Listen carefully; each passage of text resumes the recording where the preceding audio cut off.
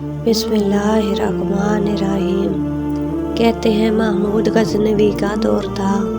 ایک شخص کی طبیعت ناساز ہوئی تو طبیب کے پاس گیا اور کہا کہ مجھے دوائی بنا کے دو۔ طبیب نے کہا کہ دوائی کے لیے جو چیزیں درکار ہیں سب ہیں سوائے شہد کے، تم اگر شہد کہیں سے لا دو تو میں دوائی تیار کیے دیتا ہوں۔ اتفاق سے موسم شہد کا نہیں تھا۔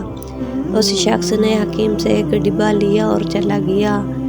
لوگوں کے دروازے کھٹکھٹانے لگا مگر ہر جگہ مایوسی ہوئی۔ جب مسئلہ حل نہ ہوا تو وہ محمود غزنوی کے دربار میں حاضر ہوا۔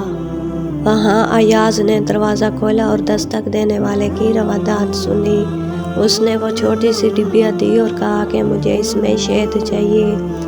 ایاز نے کہا آپ تشریف رکھیے، میں بادشاہ سے پوچھ کے بتاتا ہوں۔ ایاز وہ ڈبیا لے کر بادشاہ کے سامنے حاضر ہوا اور عرض کی کہ بادشاہ سلامت، ایک سائل کو شہد کی ضرورت ہے۔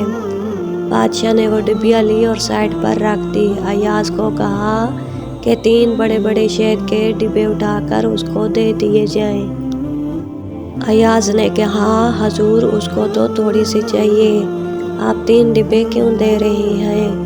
بادشاہ نے ایاز سے کہا ایاز وہ مزدور آدمی ہے، اس نے اپنی حیثیت کے مطابق مانگا ہے، ہم بادشاہ ہیں، ہم اپنی حیثیت کے مطابق دیں گے۔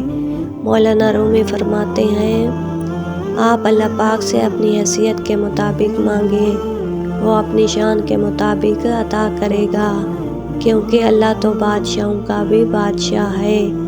بے شک